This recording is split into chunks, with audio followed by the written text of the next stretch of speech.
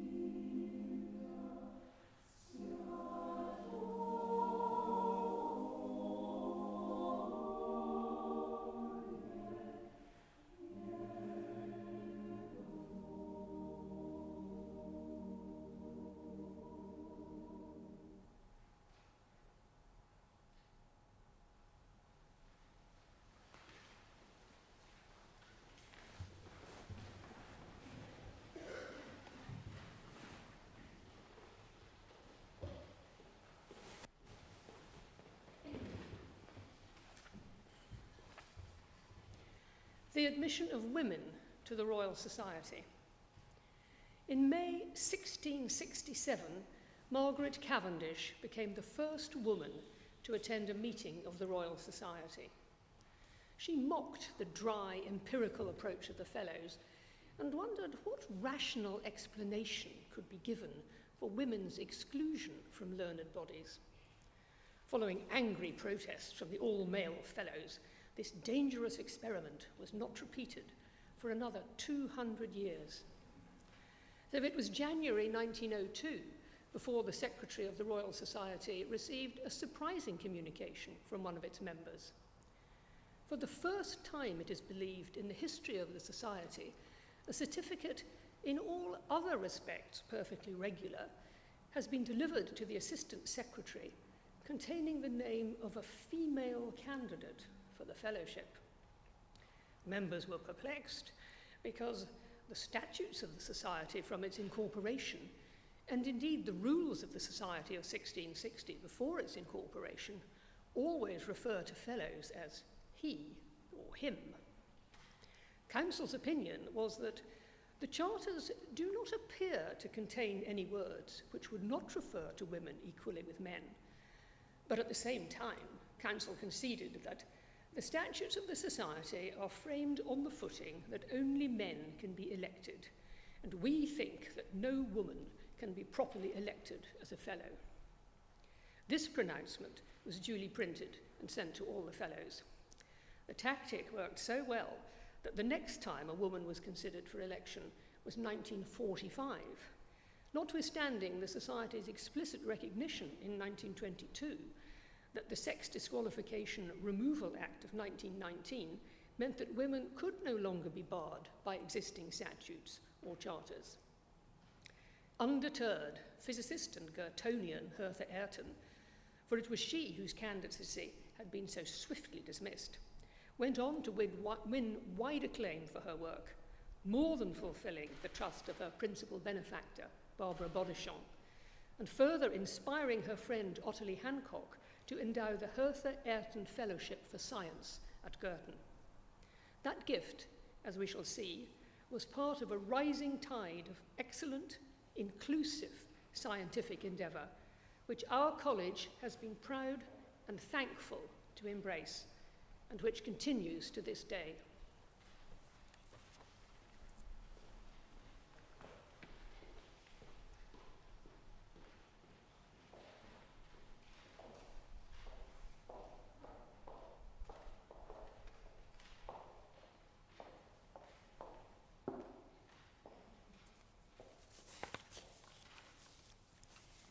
This is a tribute to Girton's women scientists, especially Dr. Janet Harker and Dr. Christine McKee.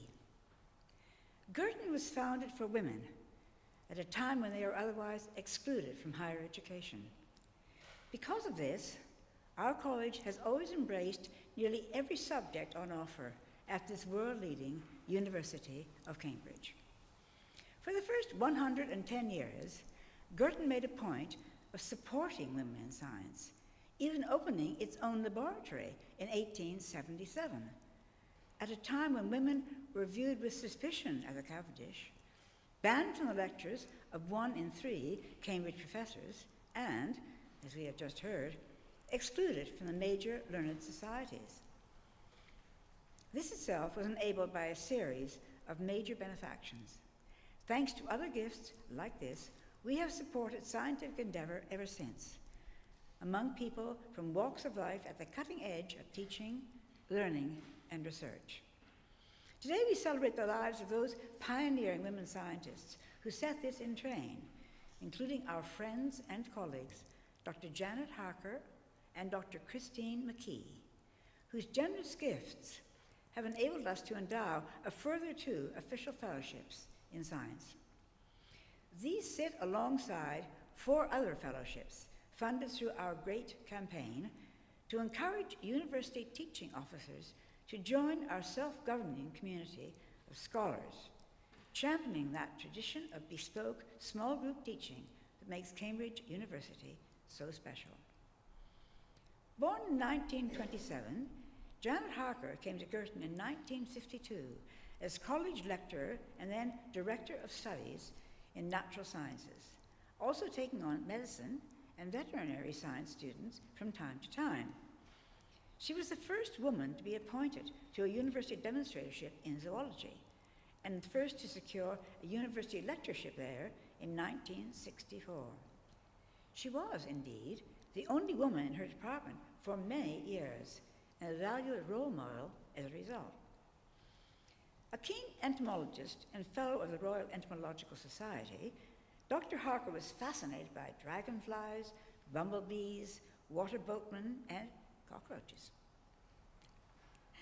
Mayflies, however, were her passion. Indeed, one is engraved onto her memorial plaque in its chapel, just along there. She completed a unique 25-year study of the ecology and physiology of mayflies at the most westerly point of mainland Britain, which, for the non-geographers here, is the Ardnamurchan Peninsula in Scotland. So influential was her widely published work that many of the mayflies in her native Australia have the specific name Harkeri as a result. As well as her brilliance as a scientist, Janet knew the importance of the much wider role a college fellowship implies. She herself was a fellow for 63 years and influential in the life of the college throughout, not least as acting bursar in the run-up to our centenary in 67 to 69, and as vice mistress from 1969 to 1978, while the college prepared to go mixed. She retired in 1992 and died peacefully, aged 90, still engaged with the college and still eager to complete the second edition of her acclaimed book on mayflies. The college is honored to have established the Janet Harker Official Fellowship in tribute to her and in recognition of her generous gift.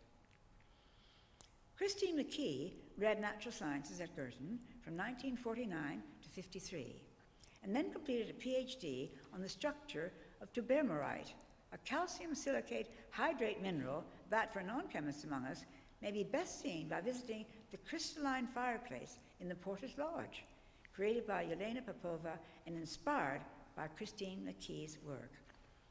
Dr. McKee worked collaboratively on this project with another Girton Fellow, Dr. Helen McGaw. Both of them were supported by Hertha Ayrton Fellowships.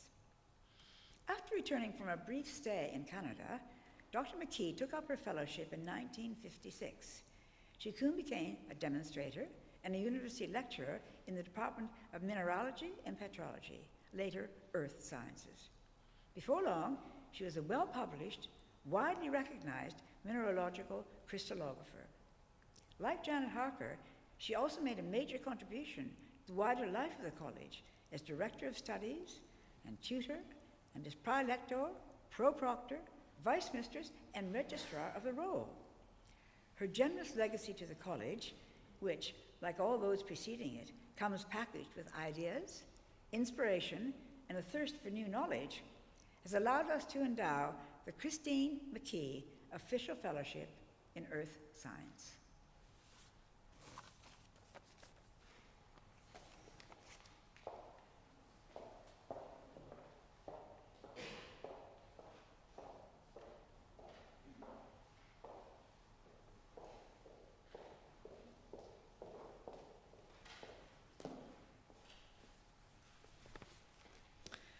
Good evening. I'm Stephanie Swarbreck. I'm the Janet Harker Fellow in Biological Sciences.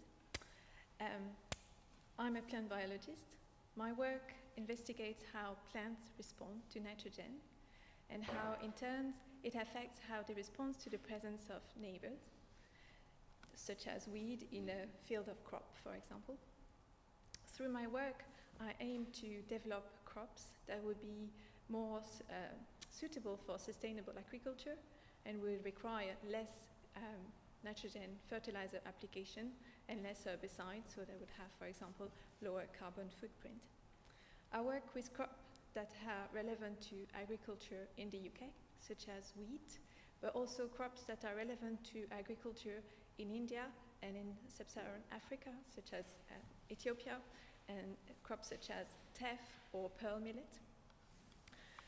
And I work at NIAB NIAB stands for the National Institute of Agricultural Botany, and it was set up on Huntington Road 102 years ago.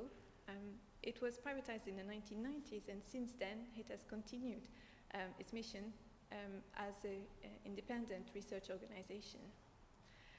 Our motto is to put plant science into action, to make sure that the excellent work that is done at the fundamental level in plant sciences finds its way to make improvements on the field level for farmers.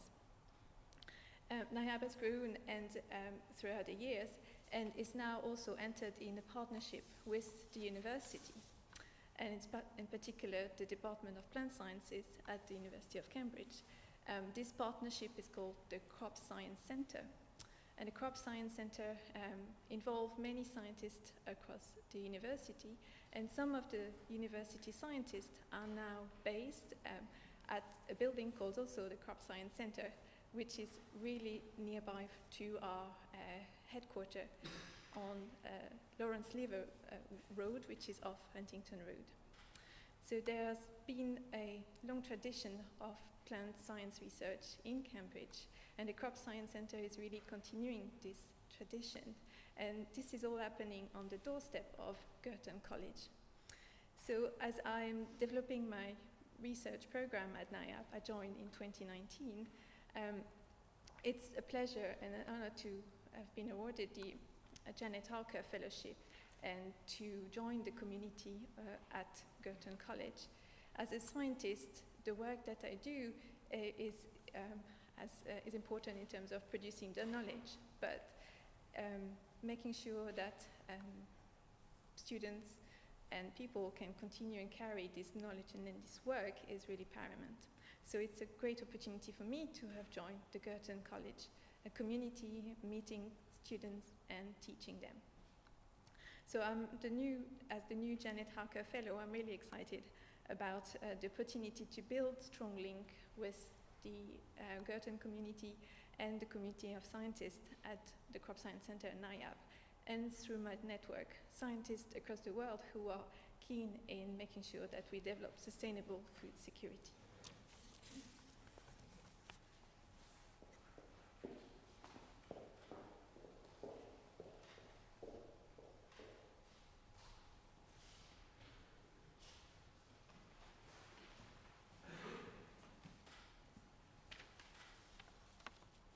Hello, my name is Dr. Alex Liu, and I'm honoured to be the Christine McKee Official Fellow in Natural Sciences.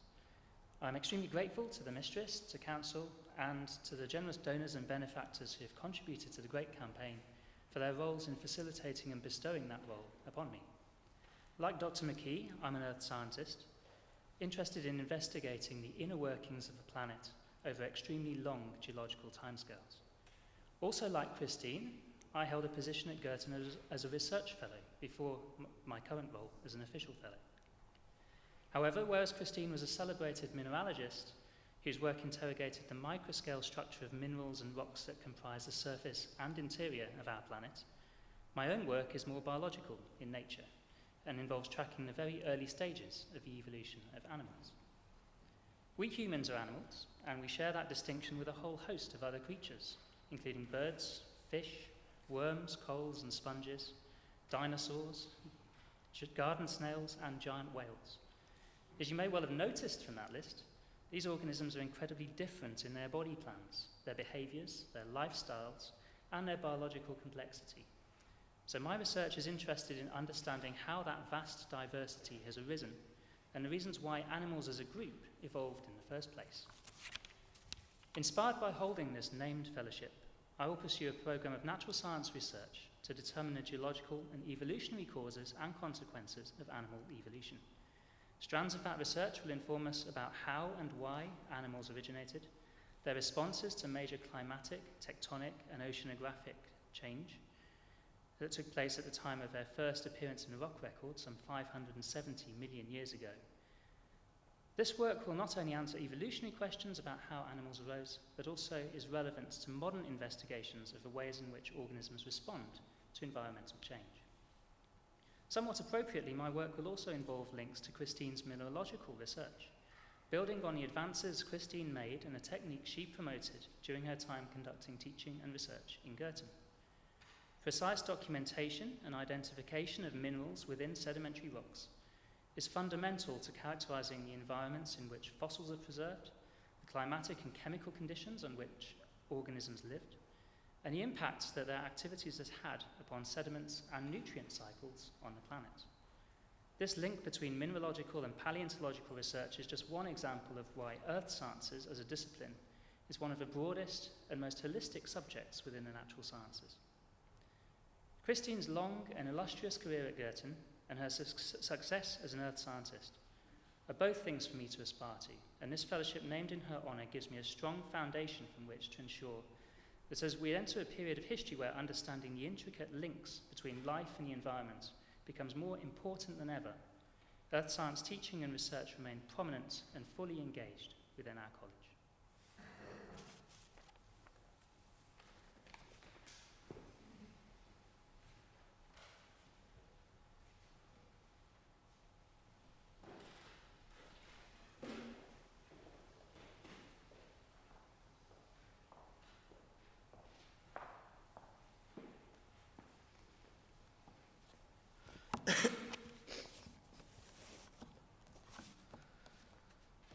Largesse by Micheál O'Shiel.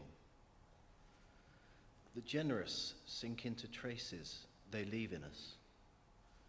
In tears of personality, gestures, words we use.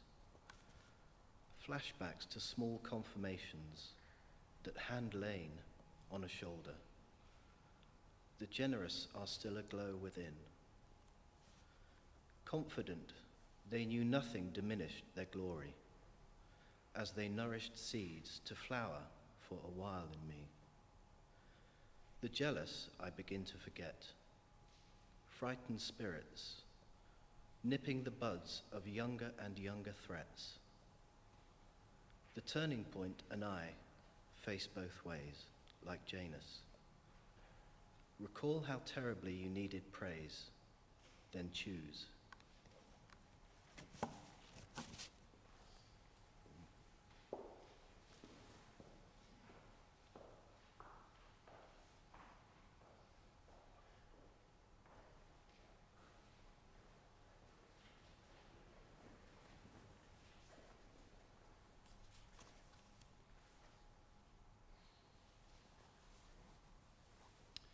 Good evening. May I echo the Mistress's welcome to the College Chapel. It's been a privilege to be chaplain here over the last year. Many of you I'm meeting and seeing for the first time after such an extraordinary 12 months. It's very good to have you here. May I also, after such a heart-rendingly gorgeous introit and in advance of the second anthem that they'll sing, thank and pay tribute to our college choir for their contribution to this evening. Thank you very much indeed. And I'd also like to apologise for the recalcitrant candle, which I have lit 3 times, but appears not to want to do anything. I don't know why it's doing that. Make of that what you will. A few words, though, on the act of commemoration off the back of Micheál O'Shiel's poem. Confident, O'Shiel says of the generous, they knew nothing diminished in their glory. Focusing, as we do today, on a resolute lineage of women like Hertha Ayrton at the forefront of science, I'm drawn to admire the confidence many of them must have maintained, perhaps at great effort, despite their glory being openly diminished, belittled by those men determined that women be excluded from bodies such as the Royal Society, and perhaps still by a society that has its very male typology of what a scientist is. I wonder how hard it was to maintain an undiminished glory, a confidence in the equal and often exceeding value of their work. And also, yes, we celebrate the generosity of those who maintained their confidence in a way that has enabled more and more scientific endeavour, a confidence that plays out in the release, the flourishing of those who come after them. So we admire and we celebrate a generosity today. but also in the context of our ceremony and the history which we've heard. O'Sheill's deft juxtaposition of this generosity with the jealousy that limits others becomes, if you like, a searching, piercing criticism of people so determined that women simply should not have been doing that scientific kind of thing. How many younger and younger threats, as he put it, were nipped in the bud over the course of history? How often protectivism and jealousy simply limit, and what loss that causes. Our ceremony today holds the enterprise, the determination, the generosity of women in science up to the light as the inspiration for our gratitude to all the benefactors of Girton College today. And it also offers us an opportunity to recognise what a broad thing generosity is. That it's not simply the financial and the material, as important as those are, but it's also, as O'Shiel puts it, the generous, the gestures, the hands laid on the shoulders, moments where energy and drive for success is not held close to one's chest, but bestowed in acts of encouragement and of confirmation. And so, although we mourn, if you like, the protectivism and the jealousy that nipped so many promises in the bud, we are also drawn to give thanks for how many moments there must have been amongst these extraordinary pioneering women of confirmation, of encouragement to one another. And in recognising this breadth of generosity, we're invited to reflect, I think, on how our gratitude today can turn into generosity on our part, to see all of us as being in a position to extend generosity to one another, to cultivate an atmosphere in which our own pursuits of excellence are not bound up with the limiting of others. For O'Sheill's poem reminds us that gratitude for the generosity of others always comes with a wider challenge too, which is to recognise the things that draw each of us away from gratitude towards that protectivism and that jealousy. Like him, we are often Janus-like, two-faced. What an extraordinary last line that is, isn't it? So weighty. Recall how terribly you needed praise. It highlights, or perhaps exposes, our insecurities, our need for some kind of reassurance that we have a place. And what a deep choice we are therefore offered. Will we respond to our own need for affirmation, for praise, with a jealous self-protection? Or will we remember that others are in the same boat too, and offer to them what we know we have needed? It would be nice to think we don't need one another, but that's simply untrue and not worth entertaining. The recitation of names that now follows is always a deep moment, of course. We hear the echoes of those who've trodden these corridors and halls before, and whose generosity, foresight, and belief in what we do here enables much of what our college benefits from today. And we also hear the echoes of those who, like us, have had to choose whether to turn to jealousy or to generosity. Sometimes, depending on our own stories, the choice is harder for some than others. That is true, and we mustn't pretend it's not. But dare I say that in communities of academic excellence, that choice is especially stark and especially important. What are we cultivating here? I think this act of commemoration now can encourage us to let our gratitude fuel our generosity. Let us turn that way.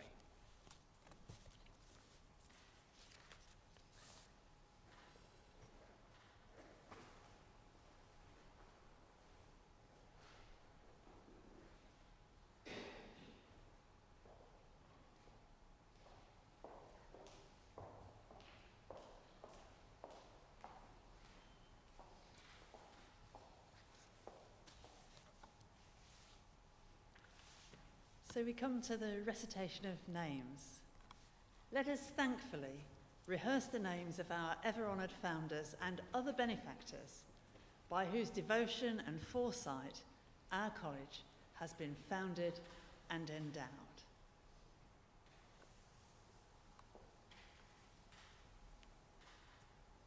First and foremost, we should remember Sarah Emily Davis, Barbara Grace Bobishon, Henry Richard Tomkinson of Trinity College, who in 1869 established this college and thereafter zealously cared for its maintenance and advancement. They received valuable support and encouragement from Henrietta Maria Lady Stanley of Alderley, Julia Lady Rich, Emilia Russell Gurney, Louisa Lady Goldschmidt, the Right Honourable James Viscount Bryce, and Leonard Henry Baron Girton of Penwith.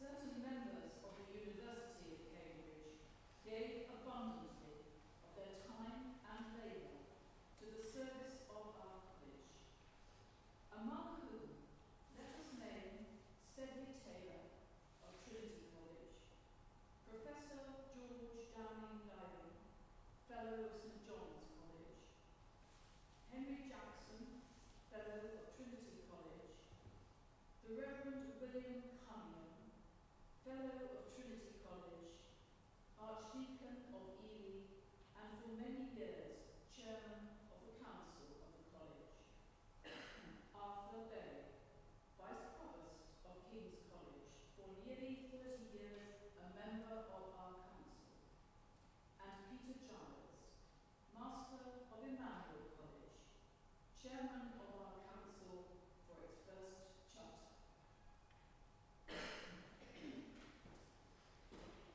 We should also remember, in addition to Emily Davis, the mistresses of our college, who fostered its growth with ungrudging care and devotion. Charlotte Manning, Emily Shereth, Anne Austin, Marianne Latham, Elizabeth Welsh, Constance Jones, Catherine Jakes Blake, Bertha Newell, Edith Major, Helen Woodhouse, Kathleen Butler, Mary Cartwright, Muriel Bradbrook, Brenda Ryan, and Mary Warnock. Many other benefactors have, by their liberality, contributed to the endowment and advancement of our college. From previous years, let us name Eleanor Allen, Margaret Barton, Rhoda Beer, Julie Irwin, Daphne Bird, Valerie Brown, Patricia Bruce, Margaret Bryden, Ina Burton, Moira Buxton, Helen Cam, Sybil Campbell, Alexander Campbell, Lady Julia Carew, Rosalind Countess of Carlisle, Ronan Asson, Rosalind Chambers, Esme Clark, Frederick Clues, Marguerite Cody, Catherine Cookson, John Corbett, Gwendolyn Cruson, Eileen Brown, and Laura Curry. Joanna Jean Sybil MacDonald Grant, Stella Davies, Maria Degani, Margaret Diggle, Beatrice Dobby, Mary Dunlop, Kathleen Edgar, Margaret Blacklock Evans, Betty Fernley, Jean Fisher, Sylvia Fletcher Moulton, Anne Hunt, Jane Catherine Garrett, May Snivels Garrett, Sheila Gillies, Dita Victoria Lance, Mary Gregory, Philomena Gilbold, Amelia Gurney, Mary Gurney, Peggy William, Florence Wynne, Ottilie Hancock.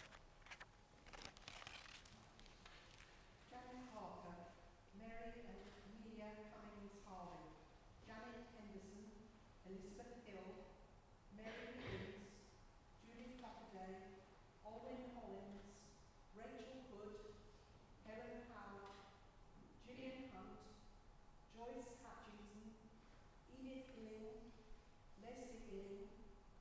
Barbara Isaac, Phyllis Dorothy James, Clarice Freeman Jane, Lady Bertha Jeffries, Sir Harold Jeffries, Lady Alice Jenkinson, Edith Johns, Gladys Jones, Esther Margaret Jones, Janet Knight, and Menda Lambrindi-Goody.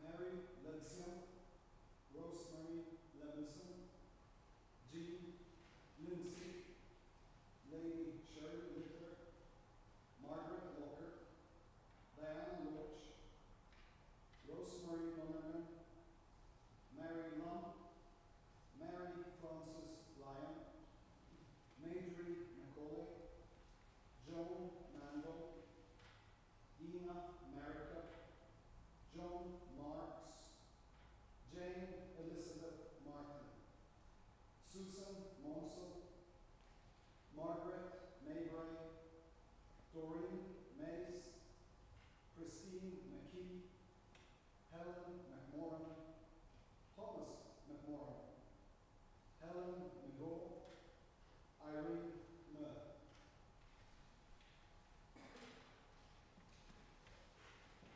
Chloe Morton, Eleanor Murray, Anne Maston, Douglas Snow, John Ogibon, Ruth Osborne, Emily Pfeiffer, Johann Edward Pfeiffer, Anne Piper, J.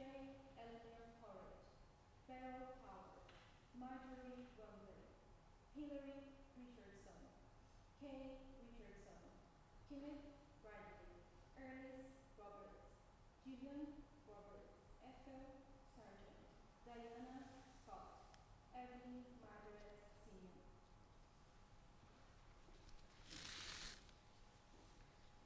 Joan Shuring, Celia Skinner, Phyllis Smart, Claire Neville Smith, Margaret Smith, Brenda Stacey, Jean Steele, Elizabeth Stock, Alicia Simonson, Muriel Taylor, Beatrice Mary Thomas, Cicely Thompson, Vera Thompson, June Thurston, Rachel Tier, John Todd, Edith Tucker, Sophia Turl, Margaret Tyler, Sheena Waitkins, Marjorie Ward, Margaret Whedon, Patricia Winterton, Margaret Woodley, Elma Wyatt, and Sir Alfred Yarrow.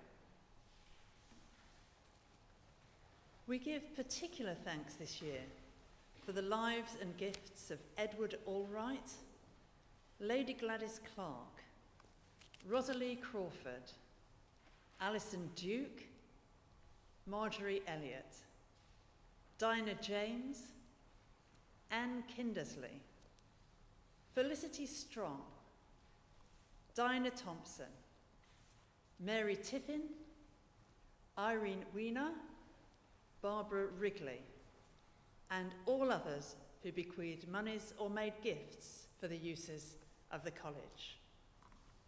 Together with those benefactors whose names we have expressly recited, let us thankfully commemorate here all others who have, in whatever manner, contributed towards the maintenance and improvement of our college, promoting and encouraging the growth of learning and faith. Acusque auxiliatus est nobis Dominus.